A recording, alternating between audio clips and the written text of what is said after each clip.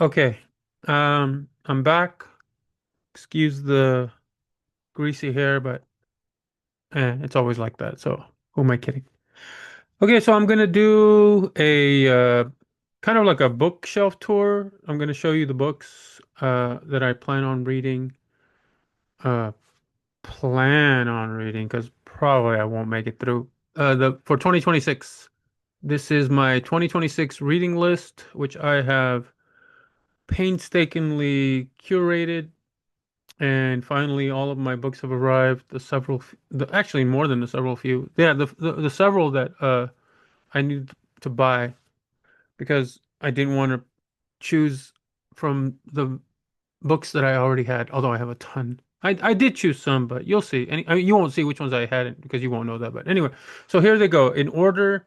A little bit of commentary on some of the books, but on some almost nothing because one, they're mostly based on Amazon recommendations or recommendations from other authors from books that I've been reading, and a very short sampling of the prose because I always have to almost always have to check the writing to make sure it's something that I think is going to be worth reading. Okay, so here we go. We'll start. The first book for 2026 is Don Quixote by Cervantes. This is the famous Edith Grossman translation. I read the first page and I immediately concurred that this is an excellent translation. I also have the Rutherford translation, I have the Smollett translation, I have the Ormsby translation, and I've read Don Quixote so long ago that I don't remember which translator I read. So this will be what I'm going to make a tradition of reading Don Quixote every year. So this year will be the Grossman translation, and like I said, the praise seems very warranted from the minimal sampling that I did. The the the footnotes are excellent, very helpful, and not overly done, which I cannot stand when like the bottom of the page has like more footnotes than main text. Anyway, so first book, Don Quixote, uh, obviously classic. Second book. Uh, Hilaire Belloc. Hilaire Belloc is an old school, long gone historian, critic, man of letters, and this is his little short book on the characters of the Reformation. Um, Very good stuff. If you appreciate people who just said things matter of factly and didn't pull punches, called a spade, all these little metaphors, all these little cliches. Hilaire Belloc is your man. Pro-Catholic. Well, he's a Catholic before wokeism, before progressivism, liberalism, before um, PC culture. Hilaire Belloc.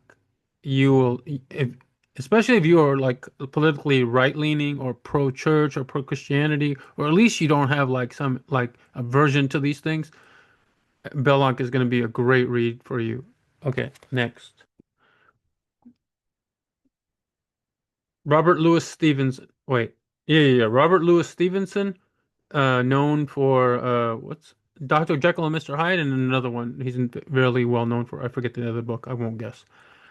But I'm into critics. I'm into essays. I'm into so essayists, and I'm into criticism, cultural criticism, all kinds, literary, art, social, political. So I picked up this book.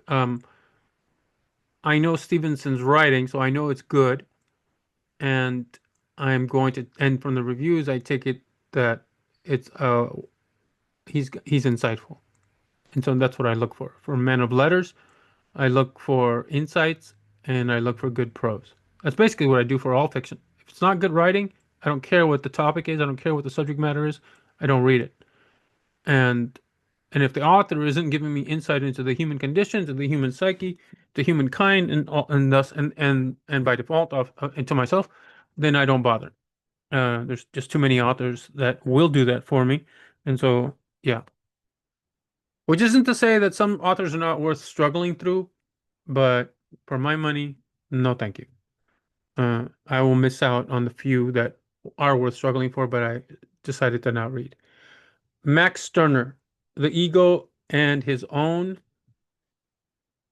Max Stirner is credited with influencing Nietzsche and Ayn Rand. As you can see, the subtitle, The Case of the Individual Against Authority. This is one of my um, topics that, right, like, yeah, this is one of the topics that really, like, m I'm impassioned about, of trying to be as intellectually autonomous or a free thinker and a free human being as possible. And to do that, I think you have to understand the influences or the forces that are having an influence on the way we think, on the attitudes we adopt, on the beliefs we take on or subscribe to. And this is a book that is, yeah, going to shed some light on these things and particularly about authority. And so maybe like, so the state, for example. Okay, I won't say too much because I don't know too much because I haven't read these books. Okay, if there are rereads like Don Quixote, I will let you know. This book, well, you can't see from the cover, but let's see. This is Mark Van Doren. Is this upside down? No. Okay. This is a book on poetry, on reading poetry. It's called Introduction to Poetry by Mark Van Doren, where he basically takes 30 short poems and he gives you his interpretation. He tells you what's going on and how he's reading it, and then you, basically by osmosis, acquire the same skills. So that's how it works. You read somebody who knows how to read well in poetry, see the kind of observations he's making, see the kinds of inferences he's drawing, and then sooner or later, well, after the more you do that, then you start to do similar things and you get better at poetry. And so, and Van Dorn is a very good author, by the way. I have another book of his on this list. This is why is my lighting so off here? Uh, I have actual good light, but I don't want to dig it out, so I'm just using this lamp here. Uh, Hans Georg Müller. That's my best. I hope you guys can see that. That's my best. Hans Georg Müller, not George. Georg, I believe. Anyway, The Moral Fool. This is a case for amorality. And what he means by a case for immorality, basically he's saying morality is a tool. Now, most of us, and myself included, think of like morality is a good thing. It's good that we have morality. Morality is great. Like we want morality. But Mueller is saying no, morality is a tool. Like a gun is a tool. A gun can be put to good uses. A gun can be put to bad uses, depending on the individual, depending on his like, yeah, what he's going to do with the gun, right? And he says morality can be used in the same way by dictators, by totalitarians, by psychopaths, whatever. It can be put to ill uses for their purposes. They can use it to garner support or whatever, like foment mob violence, whatever. But it's just a tool, and so it's not good. And so forget good and bad. It's just a tool. And so and the amoral fool or the moral fool, uh, I guess would be the person who thinks morality is good. But he says he's giving an argument for why morality should just be thought of as a tool, and so it can be implemented, yeah, for good purposes and bad purposes. My vocabulary is limited online. I mean, on camera. The Treason of the Intellectuals by Julian Benda. Old book, famous book, and it's on one of my themes again because I think that like again, it's one of my things like not to be uh, tricked, not to be manipulated by others, not to be manipulated by propaganda, advertisements, teachers, books, authors, politicians, neighbors, family. I want to form my own opinions and as objectively as possible. You're gonna you're gonna fall short of the mark of completely being like influenced free. But at least if you know what's going on around you, if you know your situation, you're like, you look, I'm in this situation. I'm in this peer group. And in this peer group, I am very susceptible to peer pressure. Uh, Even if you recognize that in peer situations you are susceptible to peer pressure, you might not be able to like fight off the peer pressure and you might actually fold, right? So anyway, so what was I talking about? Oh, the intellectuals are another group of people who have influence over society. I think like unwarranted influence, because to me, the intellectuals have nothing but a history of being traitors to the masses, of being complete fools. Like, how many intellectuals do you know who supported communism? Morons. Fascism. Morons. Supported supported the Nazis. Morons. Voted for Obama. Morons. Okay, continue. Um, this is Chimimanda Ngozi Adichie. Chimimanda Ngozi Adichie.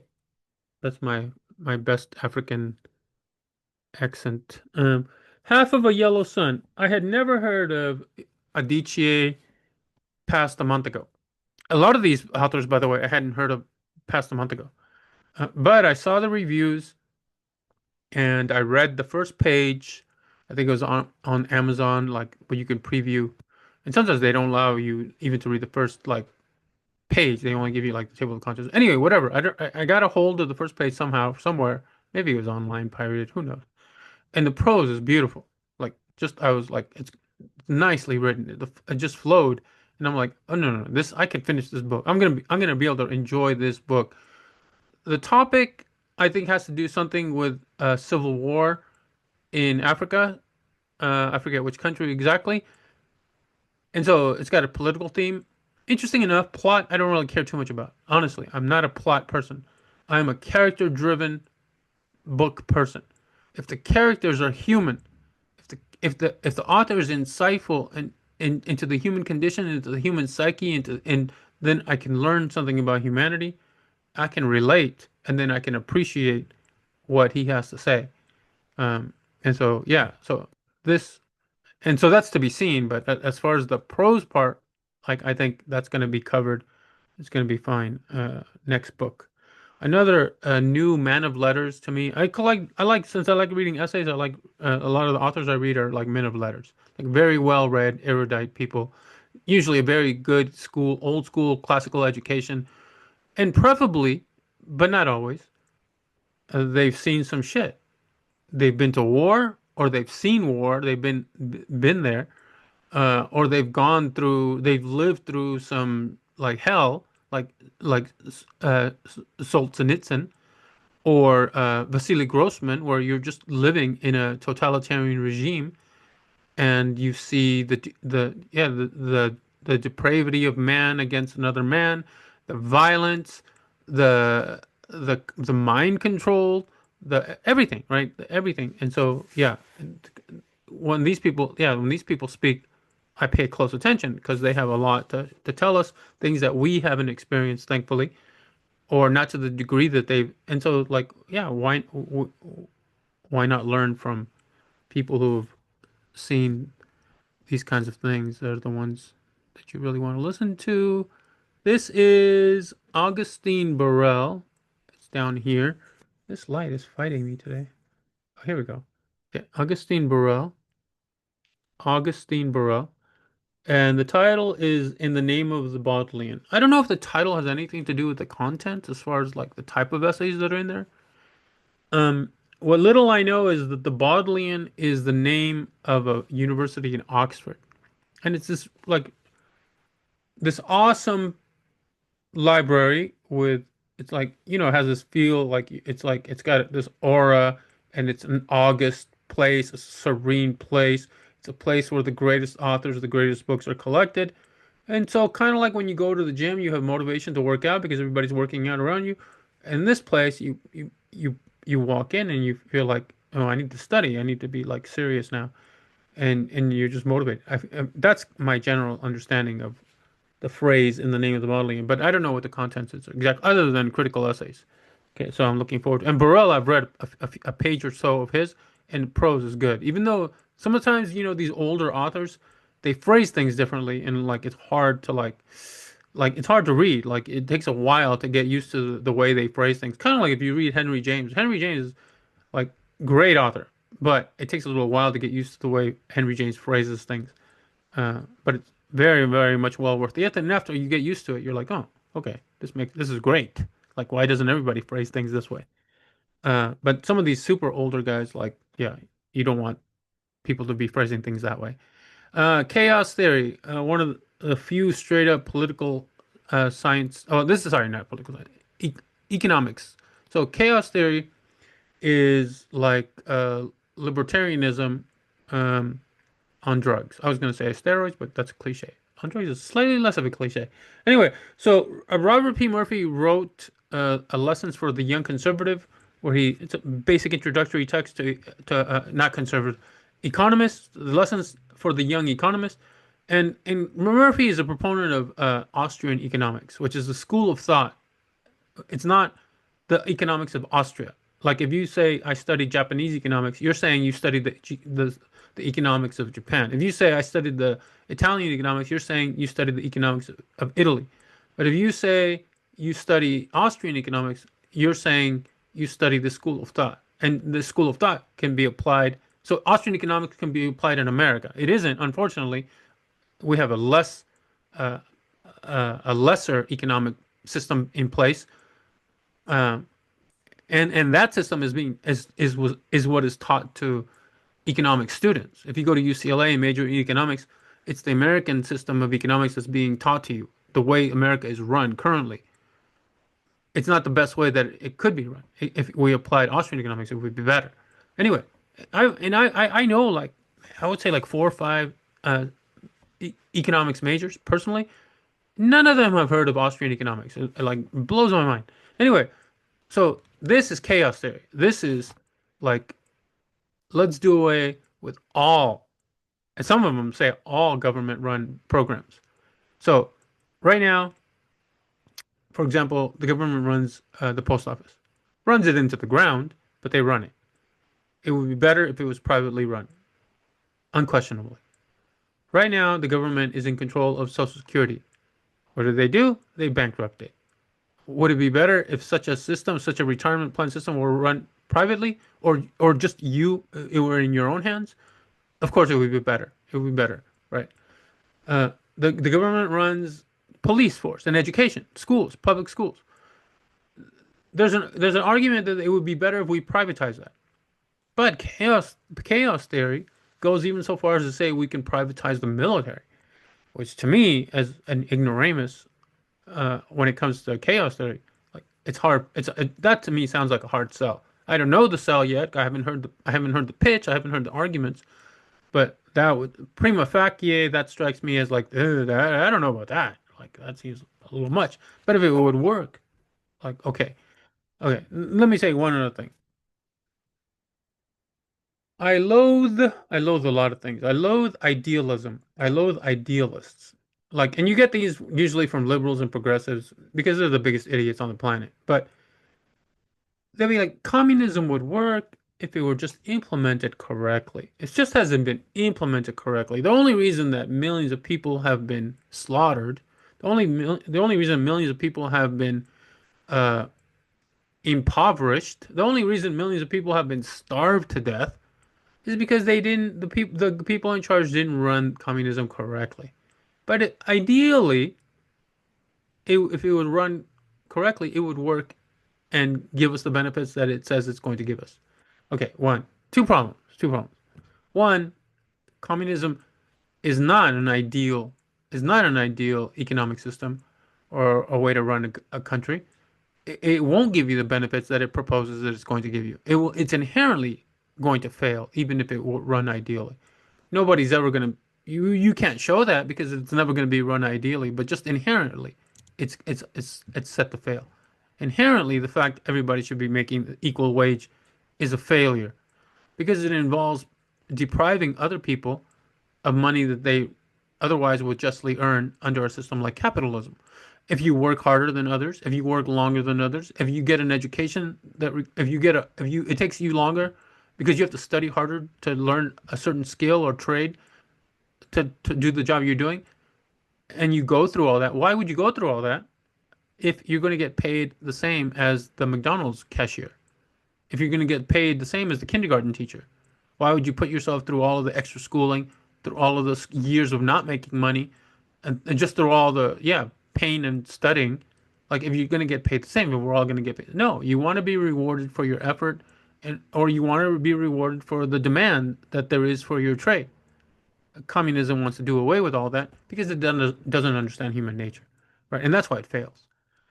And that's why it just yeah it's just anytime you see a country that leaning more and more to socialism, it's little by little you'll see the failure of the society and the just general unhappiness of the people. Okay, next, what was I talking about? I forget what I was talking about. Oh, chaos theory. So the idealism. So idealism is to me like a sickness, right? It kind of like racism. To me, racism is a sickness. Anti-Semitism is a sickness. And you can be perfectly good accountant. You can be a perfectly good history professor. You can be a perfectly good neighbor, but be anti-Semitic, and it's a sickness, right? Okay. So idealism. So now, when it comes to like chaos theory, I I see arguments for like how it would work if we privatized the school system completely. I completely see that, right? There's already kind of like uh, private schools. Um, or they have nothing to do with the government, right? The government, no support, for more or less, almost no support, and it works, and they're pretty successful.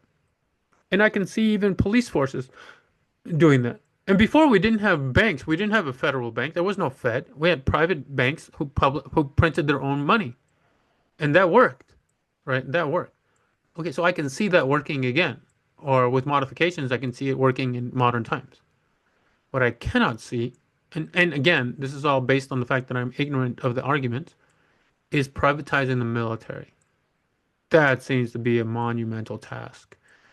And again, I'm going to withhold judgment, but if I read the argument and I'm not persuaded that this is something that can be done, this is something practical or pragmatic or plausible even, or close to plausible even, then to me it's ideal. It's just idealism. Like, why argue for it if it's never going to be put into effect? If there's no chance of it ever going to be put into effect, like then I don't see the point. But other than that, chaos theory is an appealing, uh, yeah, it's an appealing system.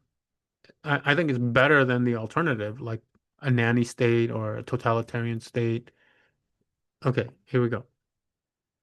Uh, The Occasions of Poetry by Tom Gunn. Tom Gunn is another new author to me.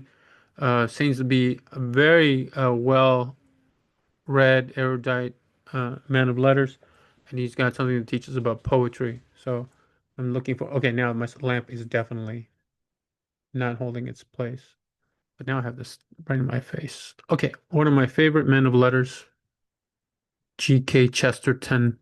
You got to read Chesterton. Top five in my book, Man of Letters. Insightful, good, old school wisdom and erudition, selected essays. Chesterton's written a bunch of stuff. I have a bunch of his books. This is the other Mark Van Doren book. The other one was Introduction to Poetry. This is has to do with Don Quixote. This is called Don Quixote's Profession by Mark Van Doren. So I'm assuming it's just commentary on Don Quixote and Cervantes. Good stuff. Always appreciate that. Famous book here of an individual living through a totalitarian regime. Darkness at Noon. I have not read this book. You would think I would have already read it, but I haven't. Arthur Koestler, famous. I expect it to be good. I expect the hype to be accurate. One of my favorite all-time political science books. I would put it in the top five. But if I can only read five political science books for the rest of my life, Isabel Patterson's The God of the Machine would be one of them. She is basically espousing the same philosophical, like objectivism, individualism philosophy that Ayn Rand does in Atlas Shrugged and what was the name of the book? Atlas Shrugged and eh? It's famous. I read them both. Atlas Shrugged and I can't think of the second book. Atlas Shrugged and her other book, Fountainhead, The Fountainhead, The Fountainhead. Yeah. Yeah. Anyway, so yeah, if you want to understand the politics of those books, read Isabel Patterson. Beautiful, beautiful prose when it comes to explaining her political science views, her politics. If you want to read good literature based on this kind of philosophy, read Ayn Rand.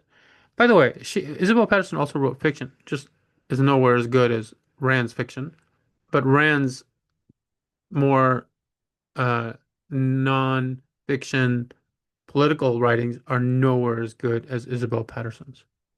And just because Isabel Patterson had a higher understanding of this stuff than Rand ever did. Okay, next. Monster, the Old Testament, the Five Books of Moses. This is Robert Alter's uh, version, let's call it, or maybe translation, fair, of the Old Testament. This is the paperback. I actually purchased the paperback without, after forgetting that I had ordered, because it took a long time to get here, the hard copies, the three hard copies. So I have the hard copies, but I just have the first one in paperback.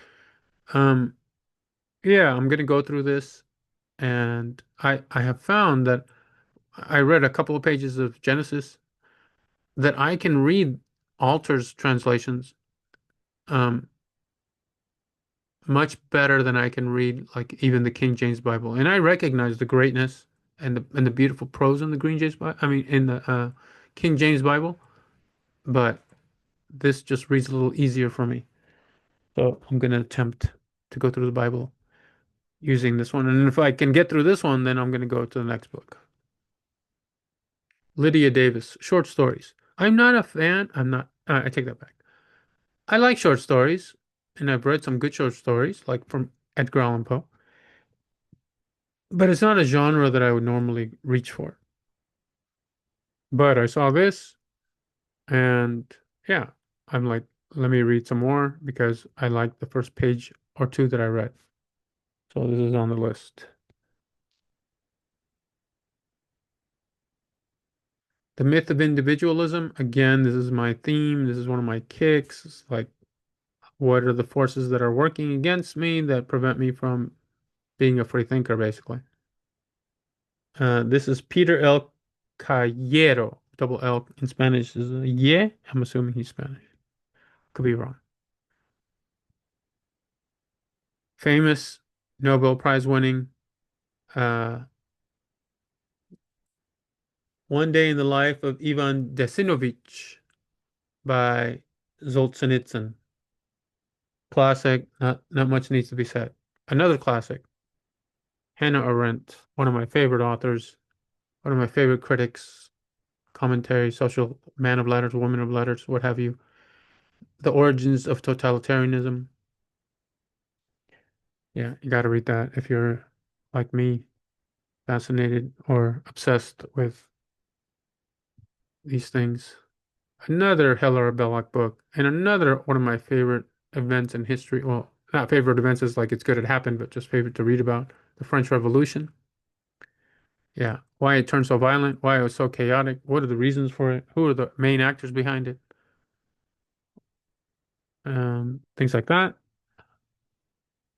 Salman Rushdie, I think probably like most, like I heard of Salman Rushdie from his connection to because he wrote the Satanic Verses, and we know that there was like a death, uh, a hit job, a death, what was it called? A death job. It's not a death job. Anyway, they like a fatwa. Is it fatwa? What's wrong with my vocabulary? Anyway, Salman Rushdie, good writer, better than I thought, better than I thought. So I'm gonna read this for the first time. This is my latest addition to the list. Addison's essays from the Spectator. Again, when it comes to Addison, like you can read many things by Addison, just like you can read many things by Edgar Allan Poe, just like you can read many things by Robert Louis Stevenson regarding fiction. But I'm interested in the nonfiction, or I'm interested in the literary criticism and the social commentary. So this book of essays. A reread is The Odyssey. This is the Richmond Lattimore translation. Still, I think top three translators of the Iliad and the Odyssey. Robert Fagles is also very good. Uh, that's on the list. Another man of letters who's new to me. Let me open up the book because you're not gonna be able to see it from the cover. This is Sir Robert Goss. These are selected essays, and it says first series. I also have his second series book, just like this, same size, everything. But I didn't want to put two books on there from the same author that are just a compilation of essays. Although I do have two books by Mark Van Doren, but one is an introductory to poetry, and the other one is commentary on Don Quixote. And you will see another author like repeated, but slightly different. And so, for example, here I have Goss. But this is a biography, a literary biography. So it's not by him, it's by Anne Thwaite or Thwaite. I don't know which way. So I have this biography. One of the few biographies I have on, maybe the only biography I have on this 50 list. I like biographies, but generally. Next is a book that everybody has done a book review about and has commented, some very astutely, some very shallowly. Is that a word? Shallowly? This is Eric Auerbach's Mimesis, the representation of reality in Western culture. Um, if you want a synopsis of this book, or if you want a fairly in-depth review, I will not be giving you that. What I do is I'm interested in ideas, so I will take two or three ideas from the book that I found fascinating, that I found worth exploring, and then I will do that. I will like think about them. I will come up with my own thoughts, and then I will see what else has been said maybe on them, and then see if like yeah, there's something there that's like worth uh thinking about or expounding on, or just have in mind as something interesting and you know some keen observation. Okay, next, another author of Man of Letters, another critic is South African J.M. Coetzee. I don't know how to pronounce his name.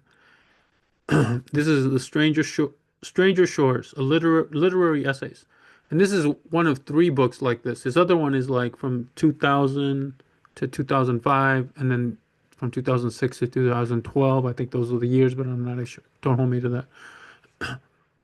Good writing. Like I think I read like half of an essay, maybe like 4 pages, and I was hooked. I'm like, no, no, no, I got to get all of his books. Not all of his books. He has a ton of books, but all of his essays. And so I have the three like this. Okay, this stack is going to be precarious now. Another Hilaire Belloc book. Three. This is three by Hilaire Belloc, but they're tiny, so they're short. But I just yeah, I can't. If I get an like I said, when I get an author who I like to read and whose prose is great and who's like insightful, and yeah, I try to reread whatever he writes. I try to read whatever he writes. Like I have like 25 Thomas Sowell books, and Sowell is coming up on the list. I have like 20 Joseph Epstein books. I have like 20 George Orwell books. I have like 20 G.K. Chesterton books, and I have like 10 to 15 Hilaire Belloc books. And this is particularly true, by the way, if you into philosophy. If you're into philosophy and you find a philosopher who's somehow lucid, stick to that guy.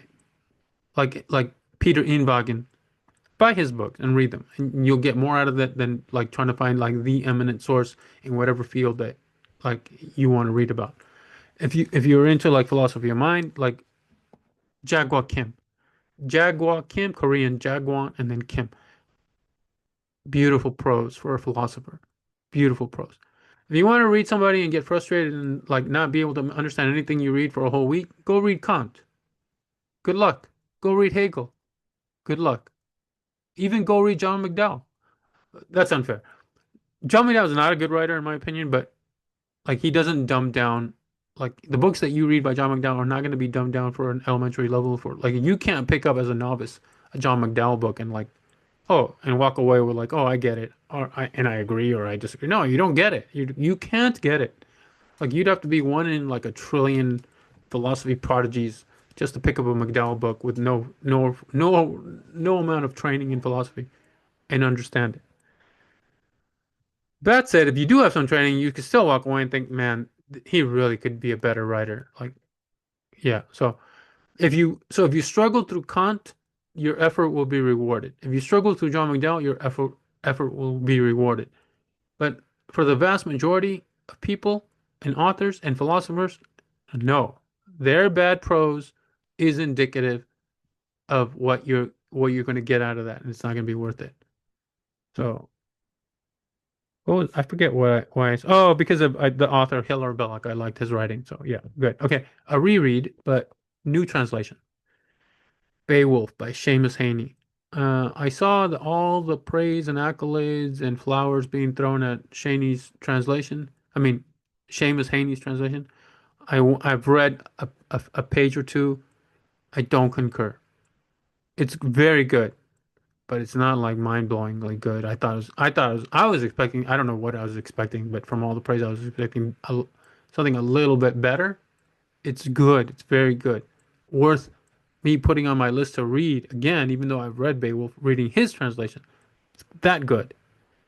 But I feel like it's been slightly overblown, if that's not too harsh a criticism for you Seamus Haney fans. Vasily Grossman, The Road, a bunch of essays. He's lived through totalitarian regimes, and he's got a lot to tell us, a lot to share. I can't say too much more, so I won't. Another reread is Gil Gilgamesh, but new translator for me, Stephen Mitchell. So I don't need to say anything about Gilgamesh. Another Robert Louis Stevenson book, Virginibus, Virginibus Puerisque. Virginibus is the plural of virgin, which is girls or maidens, like young maidens. And pueris is the plural for puer, which is boys or boys. And que is just an enclitic that you add that means and. So it's boys and girls. So in English, we would say boys and girls, but this literally says girls and boys or maidens and lads. I don't know. And I don't know what that has to do with the content. It's just me showing off my Latin. All right, next. To overthrow the world, the rise and fall and rise again of communism. This is by I almost dropped this book on my face. Sean McMeekin. Um, and this is obviously meant to catalog what's been happening with communism, what happened with communism in the past and what's going on now. And my suspicion is that this is a better book than that famous book put out not too long ago, The Black Book of Communism, that was I think published in France or put together in France, which to me does a terrible job. They sound like fellow travelers of communists, to be honest with you. Like they really didn't do a good job of showing all of the horrors of communism. Okay. Um, Czesław Miłosz, Polish Nobel Prize winner for this, The Captive Mind. Right, again, a person going through a totalitarian regime, the effects that has. And then somewhat related to the intellectual themes of the how terrible a job intellectuals have done throughout history. Mark Lilla, The Reckless Mind, Intellectuals in Politics. It says with the new afterword. So if you want a rundown, Jim, get me a rundown. Have you done that rundown? Anyway, so if you want Yeah, if you want to get a brief history of how intellectuals have failed society, have failed the masses, is one book, one of many books. Um, Another Don Quixote related book is Unamuno's um, Our Lord Don Quixote. I don't know too much exactly if this is a standalone book, like a story that kind of like just spins off of Don Quixote, or is this like kind of like a commentary on Don Quixote? Let's see. Don Quixote, with his meager visage, was one of them, and he would rise up with the dawn and hunt from place to place. This sounds like another version of Don Quixote. Oh no, this is that was in the introduction, so I don't know. But anyway, it's related, so good stuff as far as I'm concerned. And Unamuno is famous, by the way. If you don't know, how you know? My one of my favorites, Thomas Sowell, economist, but just common sense guy, good prose, very forceful arguments. Intellectuals and society, again, more on the intellectuals.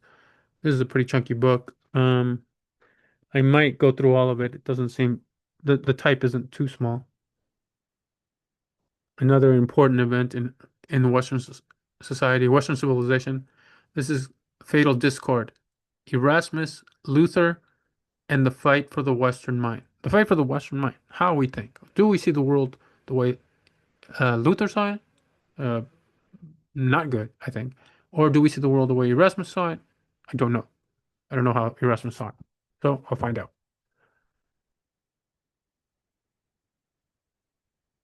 This is Hašek's The Good Soldier Švejk. I think I think so he's from the Czech Republic.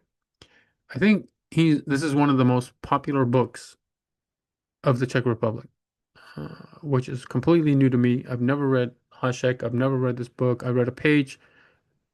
Good writing, and I think it's going to be humorous too. So, and humorous, but politically charged. Well, not politically charged, but he's talking about militarism and things like that. Not the military, but militarism, state and militarism. Okay.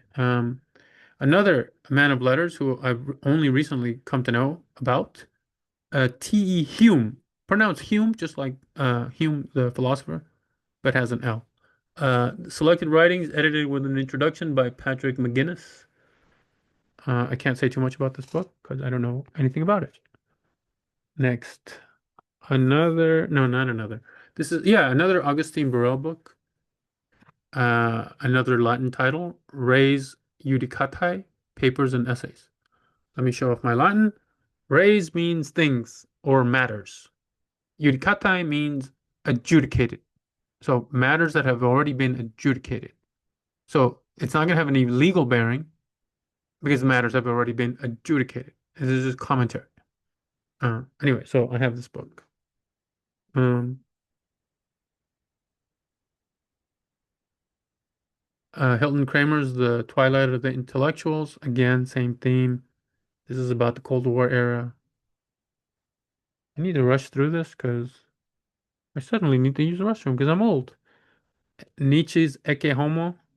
Ecce Homo means behold the man or here's the man. These are famous words by Pontius Pilate. And of course, Nietzsche uses it for the title of his autobiography because he's Nietzsche. Uh, this is a commentary on Ecce Homo. Great little book. Great find by Steinbuch. I don't know how I came across this book, but like it shed some light on stuff that like, yeah, like I would have never known. The Bitcoin Standard by Saifedean Ammous. This is and Saifedean Ammous is very bright, uh, polemical, humorous, but he's also written three excellent books. This is the first one, The Bitcoin Standard. The other one is, I think, it's called the Money Standard or the Monetary, something about the way the American system of economics. And then the other one is called The Principles of Economics, which is a famous title, been used for by many authors to put for their economics books. I have all three, but I'm going to read through this one. I've read some of this. I forget where I read, but I took off the bookmark because I'm going to start over. Uh, Benedetto Croce, famous in Italy, but not famous in America. This is not his writing. This is about him. It's reconsidered. This is by M.E. Moss. Truth and Error in Theories of Art, Literature, and History. Croce, I think, had a lot to, yeah, had a lot to teach us. And so let's see what he has to say, according to Moss. Another woman of letters, Melanie Phillips. She writes more on political themes. This is The World Turned Upside Down, which anytime I hear upside down, I always think of Nietzsche, right? They turn the truth upside down with a revaluation of values or the genealogy of morals and the global battle over God, truth, and power. So politically themed, as you can tell by the subtitle. Last two, Encounters magazine is an anthology of a lot of their contributions in the past. Great stuff, one of my favorites. And lastly, and I have to go, Milan Kundera. I've read the Unbearable Lightness of Being. This is the Farewell Party. So I expect nothing but excellence from Kundera. That's it. Okay, I gotta run. Leave your comments and yeah, and hopefully I'll get back to you soon with the first review. Later.